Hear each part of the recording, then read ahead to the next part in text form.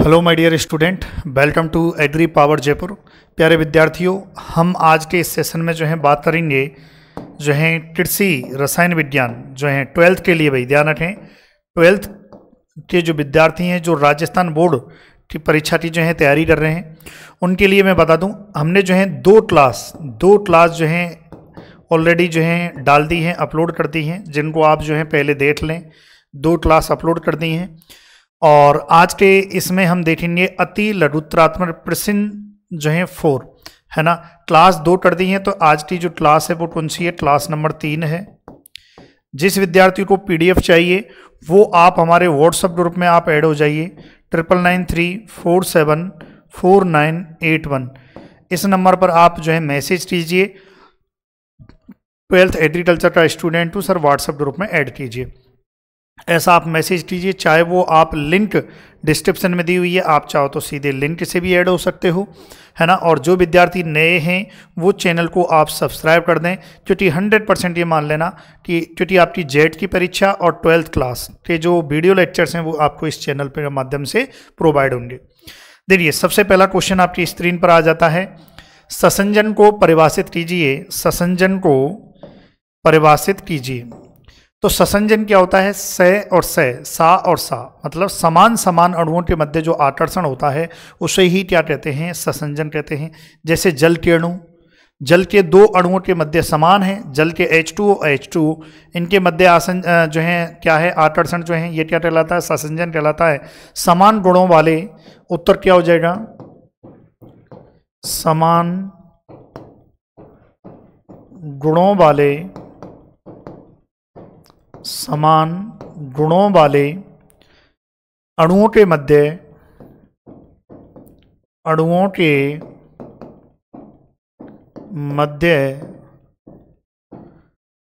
आकर्षण, समान गुणों वाले अणुओं के मध्य आकर्षण जो है ये क्या कहलाता है? आकर्षण को ससंजन कहते हैं, को ससंजन कहते हैं। ये अध्याय नंबर 3 में जो है कृषि रसायन विज्ञान, हम क्या सॉल्व कर रहे हैं? हम सॉल्व कर रहे हैं कृषि रसायन विज्ञान के ब्लूप्रिंट पर आधारित। किस पर आधारित भाई? जो परीक्षा का जो ब्लूप्रिंट आया है, ब्लूप्रिंट 2024 का जो ब्लूप्रिंट आया है उसके आधार पर जो है हम देख रहे हैं। जिस चैप्टर से जो है पूछा गया, जैसे ये 3 से है तो 3 से हमने लिया है। अगला क्वेश्चन अध्याय नंबर जो है 4 से है, तो 4 से है, अत्यधिक अम्लीय मृदा में किस धनायन की प्रधानता होती है? देखो, अम्लीय मृदा में जो है H+ आयन की जो है प्रधानता होती है, लेकिन जो आपकी पुस्तक है अध्याय नंबर 4 है उसमें दिया हुआ है कि अत्यधिक अम्लीय मृदाओं में किस आयन की प्रधानता होती है? AlOH का होल ट्वाइस प्लस। किसकी होती है? AlOH का होल ट्वाइस जो है प्लस। इस आयन की जो प्रधानता है ये देखने को मिलती है।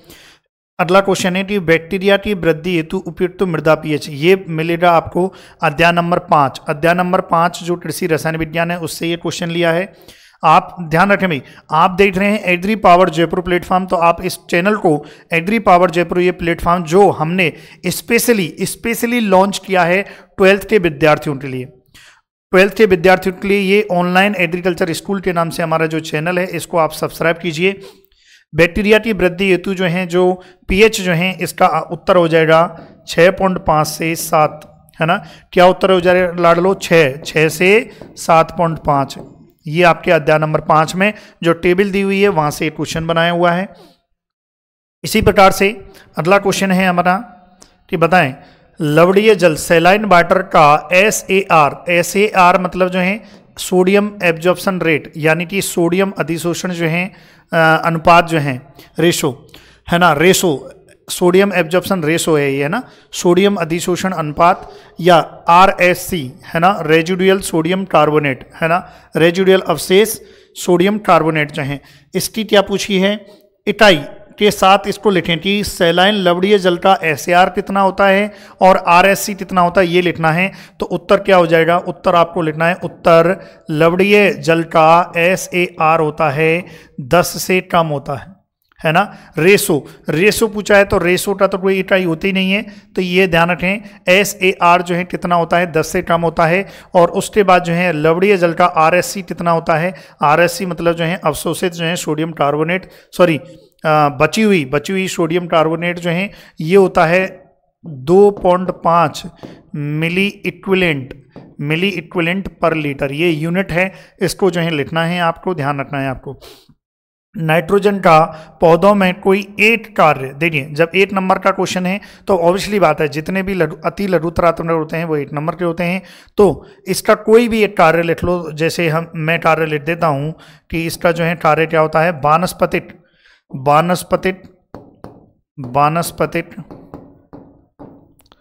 है ना, क्या कार्य हो जाएगा, वानस्पतिक वृद्धि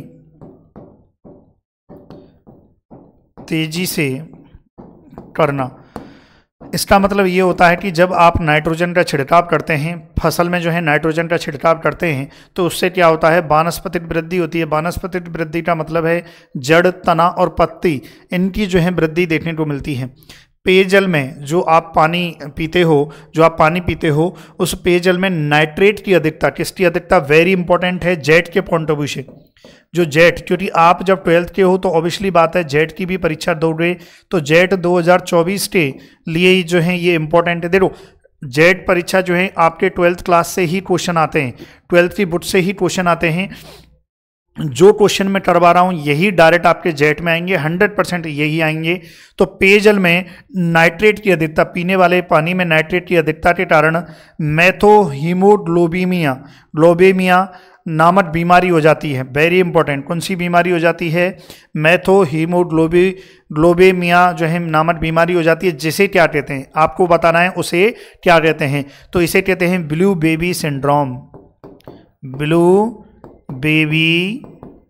सिंड्रोम कहते हैं। क्या कहते हैं, ब्लू बेबी सिंड्रोम कहते हैं। तो वेरी इंपॉर्टेंट। अब डायरेक्ट क्वेश्चन ऐसे भी आता है लाडलो कि ब्लू बेबी सिंड्रोम किसकी वजह से होता है, तो ब्लू बेबी सिंड्रोम नाइट्रेट की अधिकता की वजह से होता है। जिस जल में नाइट्रेट की अधिकता है उस जल में जो है ब्लू बेबी सिंड्रोम जो है देखने को मिलता, उस जल में नहीं मिलता है, उस जल को पीने की वजह से हमारे अंदर होता है ना, ये ध्यान रखें। चलिए स्क्रीनशॉट लेना चाहें तो ले सकते हैं, क्योंकि आप देख रहे हैं हमारा ऑनलाइन एग्रीकल्चर जो है स्कूल प्लेटफॉर्म, और जो हम एग्री पावर जयपुर प्लेटफॉर्म की तरफ से चला रहे हैं, है ना। सर्वप्रथम अगला क्वेश्चन है कि सर्वप्रथम एंजाइम को किससे प्राप्त किया गया था। जो एंजाइम जो है उसको किससे प्राप्त किया गया था, तो याद रखना है उत्तर आ जाएगा ईस्ट से, खमीर से, ईस्ट से जाइमेज एंजाइम जो था उसको जो है प्राप्त किया गया था। तो हम यहाँ लिख सकते हैं ईस्ट से, है ना। किससे, सर्वप्रथम एंजाइम को किससे प्राप्त किया गया था, तो ईस्ट से प्राप्त किया, अकॉर्डिंग टू आपकी जो बुक है उसके अकॉर्डिंग। किन्हीं 2 जैव उर्वरकों को, बायो फर्टिलाइजर, उनके नाम लिखो भाई। जैव उर्वरक का मतलब ये है कि भाई ऐसे उर्वरक जो सूक्ष्म जीव जो हैं, जैव उर्वरक का मतलब आप याद रख लेना सूक्ष्म जीव, ऐसे सूक्ष्म जीव जिनका उपयोग, या ऐसे हम कह सकते हैं, ऐसे जीव भी कह सकते हैं, क्योंकि जैव उर्वरक में ऐसे जीव या सूक्ष्म जीव जिनका उपयोग मृदा में सुधारने के लिए, इसके अलावा मृदा में जो है हम कह सकते हैं पोषक तत्वों की आपूर्ति कराने के लिए किया जाता है, वो जैव उर्वरक होते हैं। और किन्हीं 2 का नाम पूछा है, तो सबसे पहले आप तो एक तो एजोटोबैक्टर हो जाएगा, और दूसरा क्या हो जाएगा लाडलो, दूसरा हो जाएगा राइजोबियम। तो ध्यान रखें, ये हमारा जो नया चैनल है इसको आप सभी विद्यार्थियों से नम्र निवेदन है कि आप इस चैनल को सब्सक्राइब कीजिए, क्योंकि आपको ध्यान रखें इस चैनल पर आपको CUET क्या है, क्योंकि 12th बेस के एग्जाम जैसे जेट है, इसके अलावा जेट के जो हैं क्वेश्चंस, इसके अलावा आपके जो हैं 12th एग्रीकल्चर के क्वेश्चंस, 12th एग्रीकल्चर यानी कि राजस्थान बोर्ड, है ना, राजस्थान बोर्ड। तो ये सब जो हैं 12th Rajasthan board plus jet से संबंधित प्लस CUT से संबंधित जो क्लासेज हैं वो आपको इसमें मिलेंगी, क्योंकि आपको पता होना चाहिए CUT परीक्षा से आप ICR के जो कॉलेज होते हैं उसमें एडमिशन लेते हैं, और आप लेते हैं BHU में एडमिशन। किसमें लेते हैं, BHU में। तो ये आपको याद रखना है। चलिए भाई ये आपने जो है लिख लिया है ना भाई, लिखें जल्दी से। फिर और भी है इसमें जो है, आज के सेशन में हम और देखेंगे। चलिए हाँ आगे बढ़ते हैं।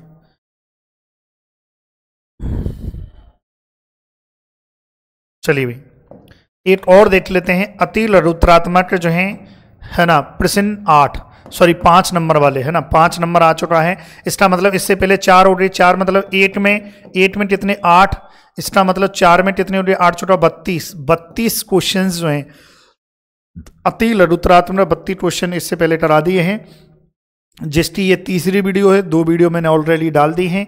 चलिए भाई इसमें भी देख लेते हैं इसमें क्या क्या है। जैसे पहला क्वेश्चन क्या है कि कोलाइड क्या है, कोलाइड की ब्राउनियन गति को परिभाषित कीजिए। कोलाइड की ब्राउनियन गति को परिभाषित कीजिए। देखिए ब्राउनियन गति का मतलब ये होता है कि जब हम सूक्ष्मदर्शी से देखते हैं तो कोलाइड जो कण होते हैं वो टेढ़ी मेढ़ी गति करते हैं इसका, और इसे ही हम जो टेढ़ी मेढ़ी गति करना ये है ब्राउनियन गति होता है। जैसे इसका एक एग्जाम्पल देता हूँ, जब आपने कभी देखा होगा गांव में घर में आपने कभी देखा होगा कि एक कहीं से हमारे कमरे में रोशनी आती है, एक छोटी सी रोशनी आती है, ऐसा कोई छेद है, ऐसा कोई मतलब छोटा सा जो है हम कह सकते हैं जगह है जहाँ से रोशनी आ रही है सूर्य की। जब आप उस सूर्य की रोशनी में देखते हैं तो छोटे छोटे मृदा कण, बिल्कुल छोटे छोटे मृदा कण जो हमें आंखों से वैसे तो दिखाई नहीं देते पर वो रोशनी में रिफ्लेक्ट करते हैं, जो हमें दिखाई देते हैं, टेढ़ी मेढ़ी गति करते हुए दिखाई देते हैं। यही क्या होती है, ब्राउनियन गति होती है, टेढ़ी मेढ़ी गति। ऐसा भी लिख सकते हो आप, मृदा कणों की टेढ़ी मेढ़ी गति जो है ब्राउनियन गति होती है, ये भी आप लिख सकते हो। लेकिन ये हम लिख लेते हैं आपकी पुस्तक के अनुसार जो है परिभाषा, कोलाइडी कणों के निलंबन को, कोलाइडी कणों के निलंबन का मतलब होता है कोई चीज लटकी हुई है बिना किसी बेस के, बिना किसी ऊपर से। एक कोई चीज है, जैसे ये है, ये पेन है, अब सोच पेन लटका हुआ है ना, ये निलंबन हो गया। लेकिन मैंने हाथ हटा दो, आप हाथ हटा दो, सब कुछ हटा दो, ये पेन आपको ऐसे जादू की तरह लटका हुआ दिखाई दे रहा है ना, मतलब ये होता है निलंबन, है ना। तो कोलाइडी कणों के निलंबन को अल्ट्रा सूक्ष्मदर्शी से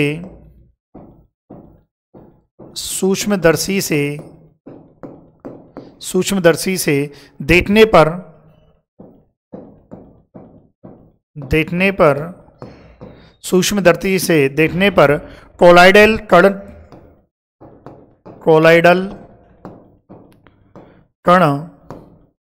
सूक्ष्मदर्शी से देखने पर कोलाइडल कण एक टेढ़े मेढ़े ढंग से,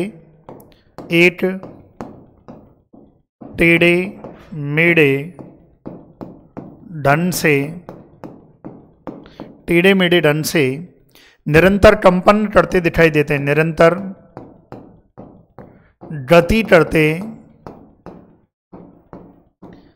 दिखाई देते हैं, ब्राउनियन गति होती है। ये आपकी उसकी परिभाषा हो रही, भाषा शैली की बुक की ब्राउनियन गति होती है। अब देखिए इसको ऐसे भी लिख सकते हो कि कणों का टेढ़े मेढ़े गति करना ही ब्राउनियन गति होती है, ये आप लिख सकते हो। अगला क्वेश्चन क्या है, ह्यूमस जो रहती है उसकी CEC का मतलब होता है कैटायन एक्सचेंज कैपेसिटी, यानी कि धनायन विनिमय क्षमता। और धनायन विनिमय क्षमता की इसमें क्या पूछी है, रेंज पूछी है, यानी कि 4 नंबर चैप्टर से ये क्वेश्चन है। और रेंज क्या होती है, इसका उत्तर क्या हो जाएगा, उत्तर हो जाएगा 100 से 300 सेंटीमोल प्रति केजी ह्यूमस की जो है रेंज होती है, परिसर होती है। फिर अगला क्वेश्चन है, फिंगर और टो रोड जो है किस कुल की फसलों में होता है। अब देखो ऐसे क्वेश्चन जेट में भी पूछे जाते हैं आपसे। अब यहाँ पर ऑब्जेक्टिव क्वेश्चन आ गया, बताओ ह्यूमस की धनायन विनिमय क्षमता होती तो ये ऑब्जेक्टिव बन जाएगा, वस्तुनिष्ठ प्रश्न बन जाएगा, है कि नहीं। तो ये अब ये फिंगर और टो जो है क्रूसीफेरी, क्या आंसर आएगा, क्रूसीफेरी कुल में। अब ये भी क्वेश्चन पूछा जा सकता है आपसे, ये ऑब्जेक्ट में बन जाएगा, समझ रहे हो। तो ये कैसे भी बन सकता है, ऐसा नहीं है कि भाई अति रुद्रात्मक में ये क्वेश्चन आएगा, ऑब्जेक्टिव में भी आ सकता है, ये फिल इन द ब्लैंक्स में भी आ सकता है ना, ये ध्यान रखें। चलिए आगे देखते हैं। आप चैनल को सब्सक्राइब करें, हमारे इस ऑनलाइन एग्रीकल्चर इस चैनल को आप जो है सब्सक्राइब करें। टिनी 2 उच्च लवण सहिष्णु, क्या है भाई? टिनी 2 उच्च लवण सहिष्णु फसलों के नाम लिखिए। मतलब ऐसी फसल के नाम लिखो जो उच्च लवण, यदि मृदा, कोई मृदा है उसमें उच्च लवण की सांद्रता है, उस सांद्रता पर भी ये ग्रो कर सकें, अपनी ये फसल, ये जो है जो फसल है वो वृद्धि कर सके, ऐसा आपको लिखना है। तो इसमें जो है क्या आ जाएगा? जौ ढैंचा। जब 2 बोला है, यहाँ क्या बोला है? 2 बोला है, तो आप 2 लिख लीजिए, बाकी तो पालक चुकंदर ये सब होते ही हैं। फिर उसके बाद क्या लिखा है? कार्य के आधार पर संरचनात्मक एवं ऊर्जा नियामक तत्व कौन से हैं? जब आप जो है चैप्टर नंबर आपके जो है 3, 4, 1 मिनट 8 सेकेंड 3, 4, 5 नंबर से ये था, 6 नंबर से ये क्वेश्चन है, 7 नंबर से ये है, 7 नंबर से है, 7 नंबर चैप्टर से ये क्वेश्चन है। तो यहाँ पर क्या लिखा है? कार्य के आधार पर जो है, तो उत्तर क्या हो जाएगा? नाइट्रोजन हो जाएगा, सल्फर हो जाएगा और फास्फोरस हो जाएगा, है ना? नाइट्रोजन, सल्फर और फास्फोरस, या ऐसे भी लिख सकते हो NPS, क्या हो जाएगा? NPS, ठीक है। तो भी आंसर सही है। और हिंदी में आप पूरा लिखना चाहो, नाइट्रोजन, सल्फर, जैसे डंडक हिंदी में कहते हैं, वो भी लिखना चाहो तो लिख सकते हो। फिर क्या लिखा है? किन्हीं 2, ये 10 नंबर चैप्टर से है ना? सॉरी 10, 11, 12 नहीं 9 नंबर चैप्टर से ये क्वेश्चन है। 9 नंबर अध्याय से, कृषि रसायन विज्ञान के 9 नंबर अध्याय से है कि किन्हीं 2 जैविक कीटनाशी, यानी कि ऐसे कीटनाशी जो जैविक रूप से जो है बनाए गए हैं। ऐसे कीटनाशी जैविक रूप से का मतलब है कि या तो वो वनस्पतियों के द्वारा बनाए गए होंगे या सूक्ष्म जीवों के द्वारा बनाए होंगे, जो हमारी मृदा को हानि नहीं पहुंचाते हैं, वो जैविक कीटनाशी होते हैं। और जैविक कीटनाशी जो हैं, जैसे एक आपके जो है ट्राइकोडर्मा क्या होता है? एक मित्र फफूंद होती है। ये भी ध्यान रखना, ये भी क्वेश्चन पूछ लिया जाता है कि ट्राइकोडर्मा क्या होती है? मित्र फफूंद होती है। ये एक फंजाई है, ये एक कवक है जो है। ट्राइकोडर्मा क्या है? एक कवक है। इसी प्रकार से ट्राइकोड्रामा जो है ये कीट होता है, ये खुद ट्राइकोड्रामा एक खुद कीट है और दूसरे कीट को जो है खाता है। तो इसका मतलब ये ट्राइकोड्रामा क्या हो गया? जैविक कीटनाशी। ट्राइकोडर्मा एक खुद फफूंद है, खुद कवक है, दूसरी कवक को जो है मारता है। इसी प्रकार से और देख लो, बैसिलस थुरिंजेंसिस बीटी की फुल फॉर्म क्या होती है? बैसिलस थुरिंजेंसिस, जीवाणु है, वो जैविक। और भी हैं आपके जो है ना, इसमें जो है नीम का कीट है, नीम है, ये सब है। चलिए भाई, ये हो गया। अब उसके बाद जो है 10 नंबर चैप्टर से देखते हैं। 10 नंबर चैप्टर से क्वेश्चन क्या है? टाइलिन एंजाइम का उद्गम स्थान या शरीर में कहाँ पाया जाता है? तो आपको बताना है कि टाइलिन एंजाइम जो है कार्य कहाँ पर करता है? मुंह या लार में। याद रखना है, लार में जो है ये पूछा गया है कि भाई उद्गम क्या है इसका। जो टेबल दी हुई है चैप्टर नंबर जो है 10 में जो है टेबल दी हुई है, वहाँ से जो है ना। फिर उसके बाद जो है माइकोराइजा क्या है, ये क्वेश्चन पूछा गया। देखिए माइकोराइजा एक प्रकार का कवक होता है जो सहजीवी संबंध करता है उच्च पादप समुदाय की जड़ों के साथ, है ना। तो याद रखना है माइकोराइजा क्या है? जड़ों का नहीं, कवक का उच्च पादप समुदाय के पौधों की जड़ों के साथ सहजीवी संबंध है, सहजीवी संबंध, ये ध्यान रखें। और बाकी और लिखना चाहें तो लिख सकते हैं कि ये जो है सहजीवी संबंध जो माइकोराइजा होता है, ये फास्फोरस का अवशोषण बढ़ाता है। किसका अवशोषण कराता है? ये क्वेश्चन भी पूछा गया है कि माइकोराइजा मुख्य रूप से किस पोषक तत्व को अवशोषित कराता है पौधों में, किस पोषक तत्व को अवशोषित कराता है? तो याद रखना है माइकोराइजा जो रहता है वो फास्फोरस का अवशोषण कराता है। समझ रहे हो? तो ये आपका जो है क्वेश्चन जो है कंप्लीट होते हैं। मैंने मैं आपके 16 क्वेश्चन करा दिए हैं। तो प्यारे विद्यार्थियों, आपको क्या करना है? आपको चैनल को सब्सक्राइब करना है, हमारे व्हाट्सएप ग्रुप में ऐड होना है, क्योंकि ये जो PDF है वो हमारे व्हाट्सएप ग्रुप में मिलेगी। व्हाट्सएप नंबर मैंने आपको दे दिया है प्रारंभ में, आप उस व्हाट्सएप नंबर से जो है जुड़िए, हमारे ग्रुप में जुड़िए, PDF लीजिए। और भी कंटेंट आपको कोर्स परचेज करना है तो आप हमारी application agri power Jaipur coaching application है हमारी, उस एप्लीकेशन पर आप आइए। वहाँ एप्लीकेशन पर परफेक्ट वे में प्रत्येक चैप्टर के क्वेश्चंस, प्रत्येक चैप्टर का वीडियो लेक्चर, प्रत्येक चैप्टर से जो है हर टाइप के क्वेश्चंस जो हैं बनाए गए हैं और 100% उससे बाहर आपकी परीक्षा में नहीं आएगा। इसके अलावा आपके लिए जो है जेट की तैयारी कर रहे हो, क्योंकि आप 12वीं के बाद हो सकता है जेट की तैयारी करोगे, BHU की तैयारी करोगे, ICAR की तैयारी, इन सभी एग्जाम जो हैं इनकी भी तैयारी आपको इसी प्लेटफॉर्म से मिलेगी। ये ध्यान रखें। Thank you so much.